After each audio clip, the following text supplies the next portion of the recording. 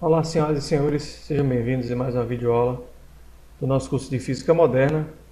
E na aula de hoje vamos começar com os exemplos de aplicação da equação de Schrödinger.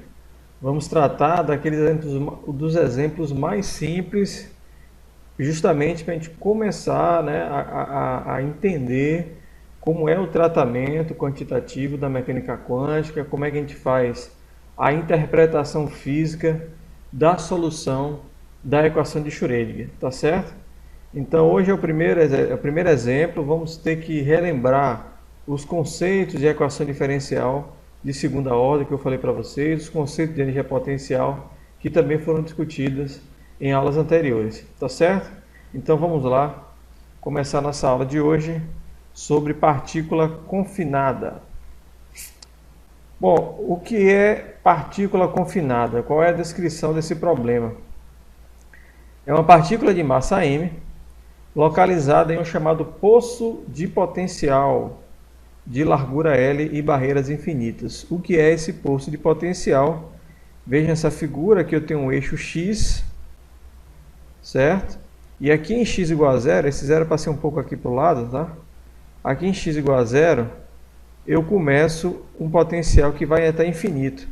Então, de x menor do que zero, a energia potencial do meu sistema é infinita, e a partir de x igual a L para frente, para mais infinito, eu também tenho energia potencial infinita. O que significa dizer? Se eu tenho energia potencial infinita, significa que a energia potencial é tão alta, que a partícula não tem energia suficiente para transitar ali dentro.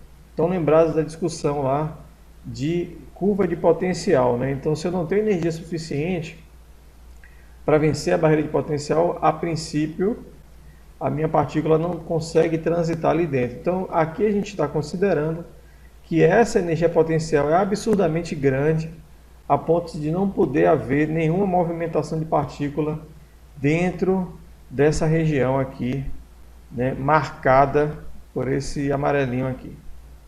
Então, matematicamente, a minha energia potencial no eixo x, ela tem essa descrição aqui.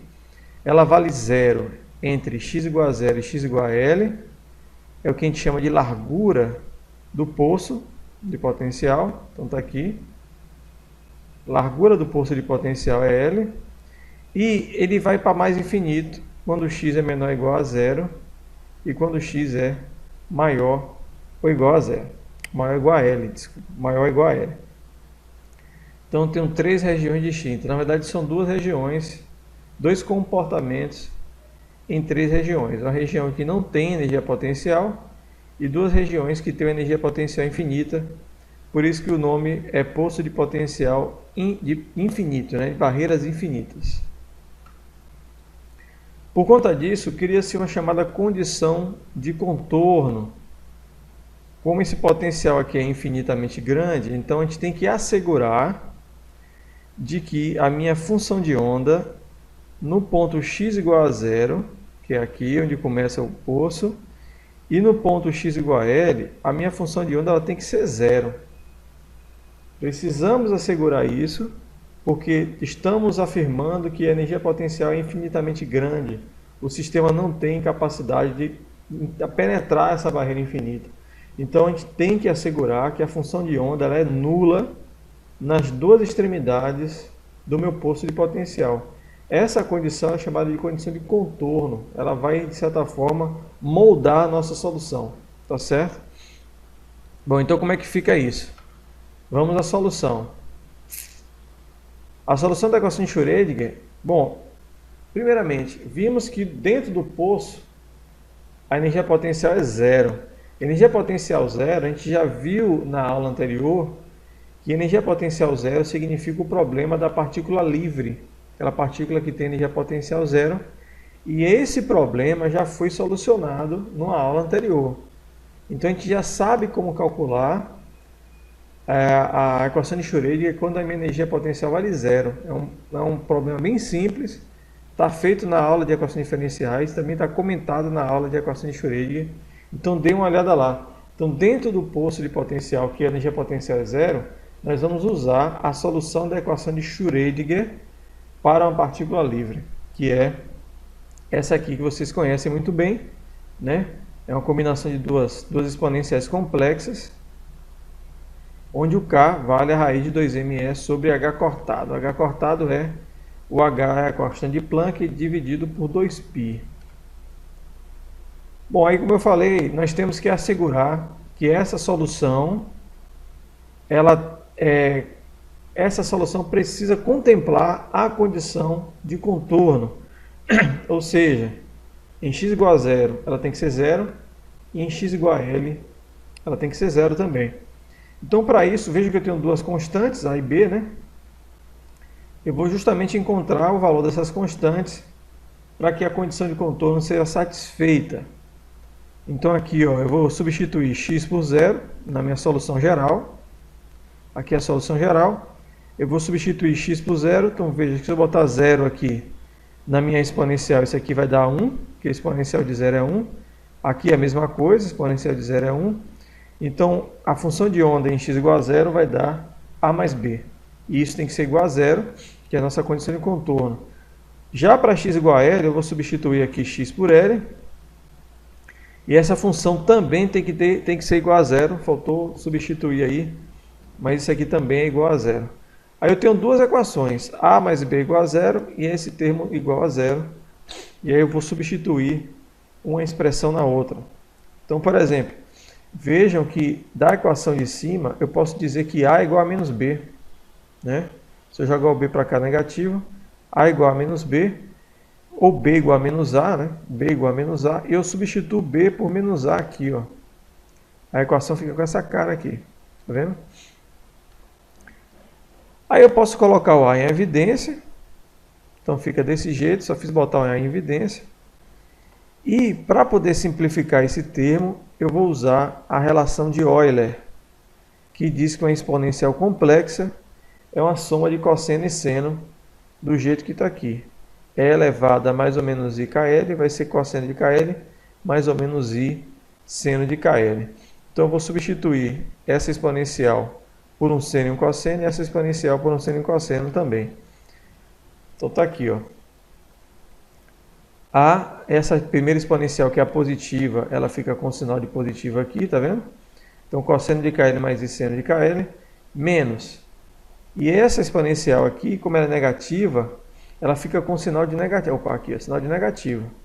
Só que como tem o menos antes, multiplicando todo o termo, então o sinal negativo que precedia a parte imaginária fica positiva, e aqui fica negativa. Ainda está trocado por causa desse menos, certo? Então fica menos cosseno de KL mais I seno de KL. Isso tem que ser igual a zero. Aí olha só, veja que eu tenho cosseno de KL menos cosseno de KL. Eu posso cancelar esses dois termos, para subtrair. E esses termos são iguais, eu posso somar. Então no fim das contas vai ficar isso mais isso. Vai ficar 2 vezes I seno de KL vezes a constante A é igual a zero. Então está aqui o que sobrou dessa condição aqui, ó. Então, a condição de contorno do meu problema, ela levou a essa condição. 2 vezes A vezes I vezes o seno de KL tem que ser igual a zero. Isso é uma exigência da minha solução, para que a minha solução ela seja uma solução correta para o problema do poço de potencial infinito. Aí vejam, nessa equação, ela só pode ser verdadeira se a minha constante A for igual a zero.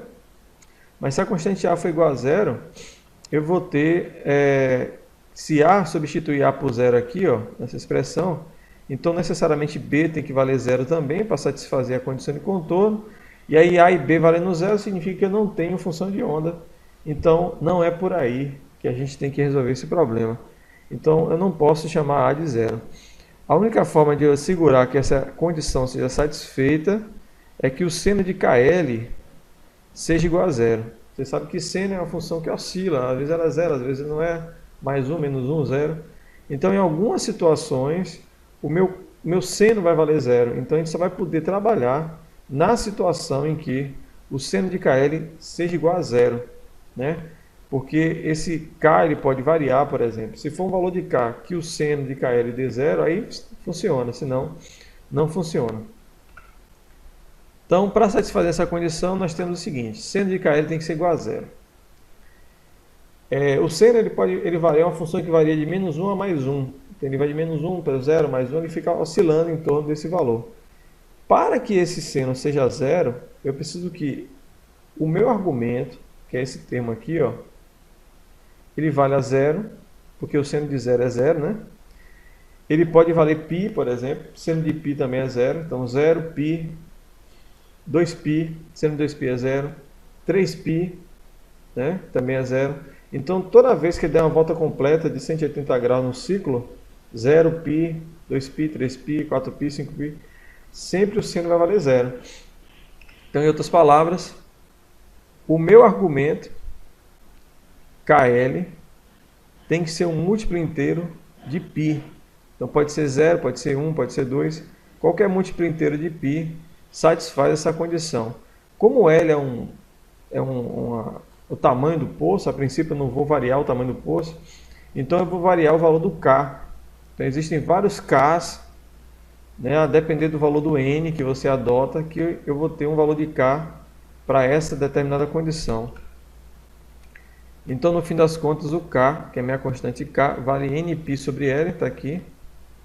E esse N pode ser mais ou menos 1, mais ou menos 2, mais ou menos, pode ter mais ou menos 3, certo? E aí, bom, encontrado o K, eu vou substituir na minha solução. Então, o πc vai valer A seno de Nπ sobre L vezes X. Então, essa aqui é a solução da parte espacial da minha equação de Schrödinger. Uma vez encontrado qual é o K, eu vou substituir, eu vou encontrar o comprimento de onda, está aqui, 2π sobre K, então o comprimento de onda da minha solução de Schrödinger é 2L sobre N.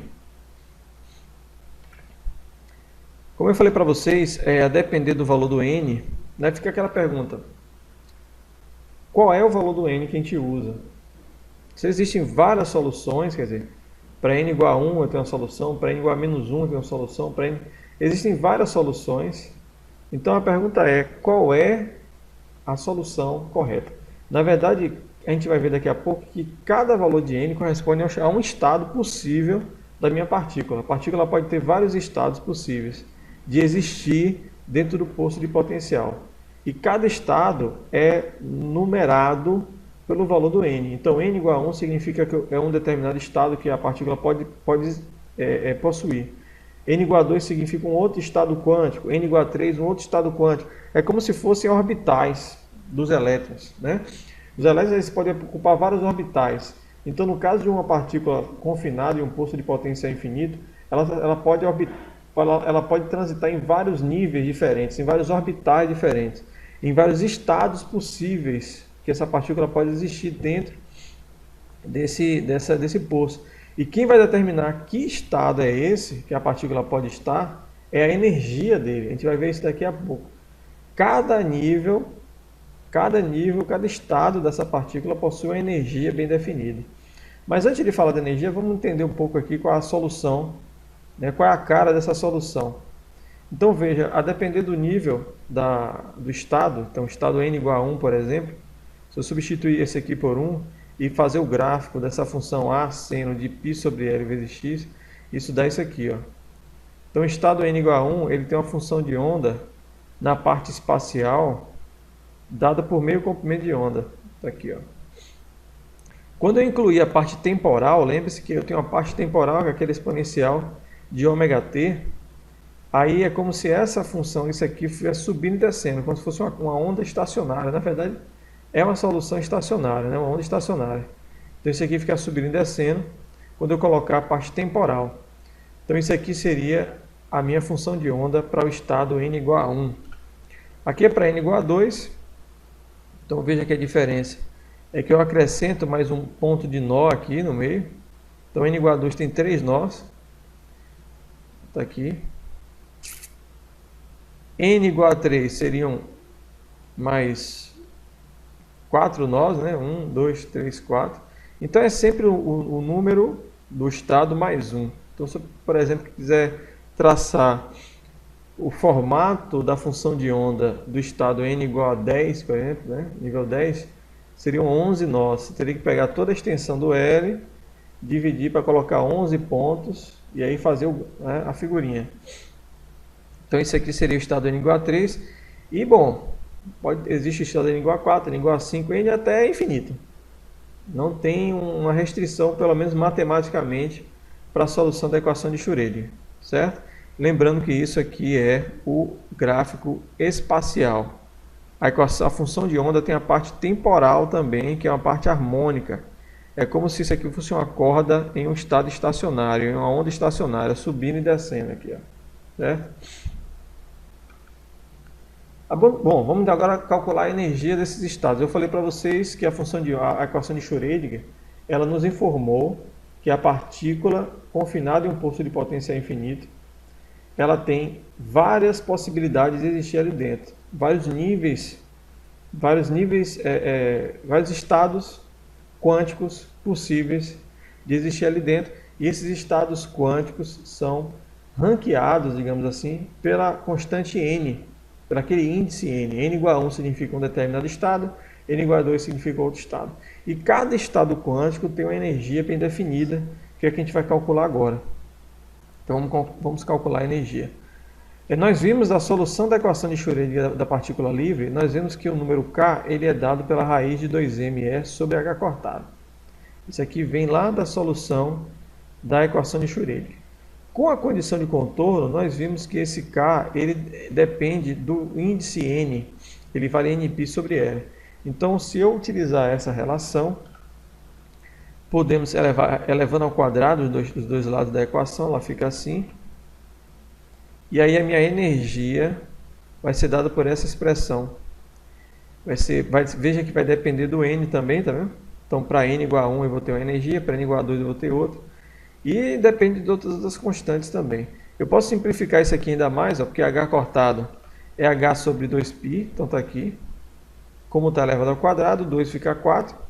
Então é h ao quadrado sobre 4π ao quadrado. Eu posso cancelar esse π ao quadrado com esse. Isso aqui vai ficar 8. E aí, no fim das contas, a energia de cada nível do meu estado quântico vai ser n ao quadrado multiplicado por uma constante, está vendo aqui? Porque h é constante, m é a massa, L é uma constante. Então, no final, vai ser um valor de energia multiplicado por uma constante ao quadrado. Aqui eu tenho um gráfico para mostrar para vocês como é mais ou menos esse comportamento. Então, para n igual a 1, se eu substituir por 1, eu vou ter que a energia do meu estado de n igual a 1, ele é o de menor energia, né? Porque esse aqui vai ser o menor número possível, e vai valer h ao quadrado sobre 8πl ao quadrado. Como eu coloquei o meu gráfico em unidades, né, de h quadrado 8ml2, então isso aqui é como se fosse 1, eu chamei de energia de 1, é como se eu chamasse todo esse termo de 1, como se eu dissesse que tudo isso aqui dentro do parêntese vale 1. Então, se tudo isso aqui valesse 1, então a energia de n igual a 1, ela vale 1. Essa energia mínima é quando eu tenho uma solução da equação de Schrödinger, que é feita em estados bem definidos, como é o caso da partícula confinada. O estado de menor energia é chamado de estado fundamental, como se fosse o elétron, né? Na eletrosfera, eu tenho vários orbitais, e eu tenho aquele orbital que tem a menor energia possível, e ele é chamado de estado fundamental, aquele que tem a menor energia possível. E essa menor energia, vejam só, uma coisa interessante que a mecânica quântica mostrou. Esse estado de menor energia não é energia zero. A energia do estado fundamental ela é diferente de zero, ou seja, a partícula em menor energia possível, ela ainda assim não tem energia zero. A sua energia vale h ao quadrado sobre 8ml2. Isso para uma partícula confinada. Aí, muito bem, eu subi de nível, vou para o nível, o primeiro nível é excitado, que a gente chama, que é acima do estado fundamental. O primeiro nível é excitado, ele tem n igual a 2, se eu substituir isso aqui, ó, fica 4 vezes o valor da minha constante. Para n igual a 3 fica 9 vezes, para n igual a 4 fica 16. Então veja que os níveis energéticos eles sobem, mas não sobem de maneira linear, eles sobem de maneira quadrática. E, por exemplo, para eu saltar do estado fundamental para o estado para o primeiro estado excitado, eu preciso de 3 vezes essa constante de energia. Então, 3 energias. Então, assim, energia 3. Então, para saltar de N1 para N2, eu preciso de energia 3. Para saltar de N2 para N3, eu preciso de 5 de energia.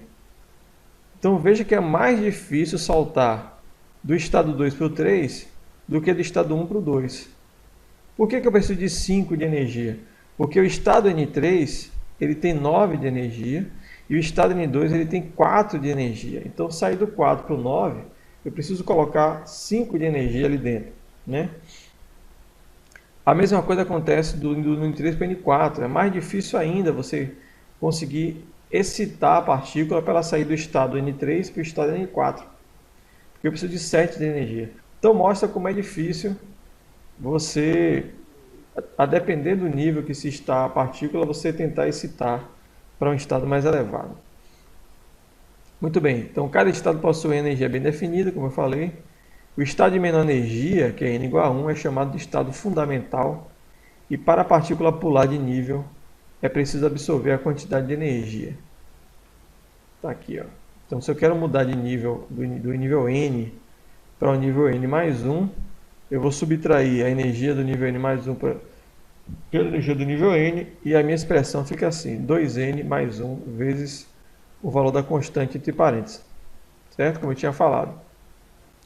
Se eu quiser sair do nível 10 para o nível 11, então vou substituir isso aqui por 10, 2 vezes 10 dá 20, mais 1 dá 21, apesar de 21 de energia, né, dentro dessa unidade que eu criei aqui. Bom, e para terminar, né, nós calculamos a função de onda. A função de onda, ela não dá a informação física que a gente quer, na verdade a gente precisa tratar essa função de onda. E um dos tratamentos que a gente faz para trazer uma informação física é calcular a densidade de probabilidades, que a gente já falou nas aulas anteriores. Essa densidade de probabilidade nada mais é do que o módulo quadrático da minha função de onda estacionária que está aqui. Então, vou pegar minha função de onda espacial, elevar ao quadrado. Na verdade, como ela é real, eu não preciso multiplicar pelo complexo conjugado, porque a função de onda é real. Mas se ela fosse uma função de onda complexa, eu teria que multiplicar ela pelo seu complexo conjugado. E aí você fazer a conta. Então, no fim, eu encontro isso aqui, ó, a ao quadrado vezes o seno ao quadrado de nπl vezes x. Isso aqui seria a densidade de probabilidade dos 3 primeiros estados, o fundamental, o primeiro estado excitado e o segundo estado excitado, e do estado n igual a 15, então um estado bastante energético. Então veja que no estado fundamental, a partícula apresenta a maior probabilidade de ser encontrada no meio do poço, porque a densidade de probabilidade é maior que no meio do poço. Lembre-se que probabilidade de densidade de probabilidade significa a probabilidade de você encontrar a partícula dentro de um pedacinho ali do poço, né? E essa probabilidade ela é máxima aqui no centro, ou seja, é mais provável encontrar a partícula aqui no centro do poço do que nas extremidades. Veja que nas extremidades a densidade de probabilidade é quase zero, né? Ela vai a zero na extremidade, porque na extremidade a minha energia potencial é infinita. Para n igual a 2, a probabilidade já vai a zero aqui no centro, então a partícula não vai ser encontrada no centro. E ela tem igual probabilidade de ser encontrada nesses dois cantos aqui, ó. Eu posso encontrar lá, as regiões mais prováveis de encontrá-la é aqui e aqui, ou seja, em x igual, aqui seria o que? 33%, né? De L, e aqui seria, aqui é 50%, aqui não, 25%, né? Que aqui se eu dividir por 4, 2, 3, 4, aqui seria 0,25 de L, aqui seria 0,75 de L. E veja que à medida que eu vou aumentando o meu estado, vai aparecendo mais locais igualmente prováveis, tá vendo? Então, n igual a 15, a partícula já tem igual probabilidade de ser encontrada em vários lugares aqui. Então, a tendência é o quê? À medida que eu vou aumentando a energia do sistema, a minha partícula ela vai apresentando uma probabilidade cada vez maior de se encontrar em várias regiões do meu sistema. Quando o n vale 1, só tem uma região. Quando o n vale 2, eu tenho 2 regiões. Quando o n vale 3, aqui, eu passo a ter 3 regiões de alta probabilidade. Então, à medida que isso vai aumentando, essas regiões de alta probabilidade de se encontrar a partícula, elas vão aumentando. Então, imagine que num estado de alta energia, ou seja, no estado macroscópico, um estado que não é mais um estado quântico, a partícula já vai ter probabilidade de se encontrar em qualquer lugar, que é o caso de uma partícula livre. Então, isso mostra que, de fato, o mundo clássico, a mecânica quântica, ele de certa forma contempla o comportamento clássico, o comportamento de altas energias. Como a gente pode ver aqui. Em baixas energias, o comportamento é extremamente diferente do que a gente espera no mundo clássico. Você imagina uma partícula, uma bola de ping-pong dentro de uma caixa grande, né? Você sabe que ela pode se encontrar em qualquer lugar ali. Não existe essa coisa de a partícula pode ser mais provável ser encontrada no meio. Mas na mecânica quântica a gente está vendo que isso é possível, certo? É mais um das mudanças de paradigma da mecânica quântica. E para encontrar o valor do A, lembra que até hoje a gente carregou esse A, mas a gente não sabe quanto é que ele vale, né? Para encontrar o valor desse A, a gente vai usar a condição de normalização, que diz o seguinte, que a probabilidade de se encontrar a partícula dentro do poço como um todo, de 0 a L, vale 1, ou seja, ela tem que estar em algum lugar. Tem que estar em algum lugar. Então, se eu integrar a densidade de probabilidade de 0 a L, então está aqui, ó, substituir, integrando dx, isso tem que ser igual a 1. Resolvendo essa integral, você vai saber quanto é que vale a expressão A. Eu não resolvi aqui na aula, porque ficou como exercício para vocês fazerem, certo? Então faça essa integral, não é difícil, que vocês vão saber quanto é que vale 1, para poder, para que a função de onda ela seja válida, certo, gente? Então era isso que eu queria mostrar. Eu recomendo que vocês assistam essa aula outras vezes, porque às vezes uma coisa do começo não ficou muito clara, você só entende depois no final.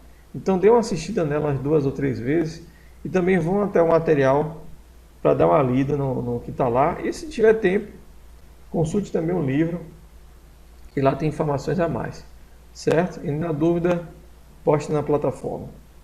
Beleza, galera? É isso aí. Até a próxima. Fui!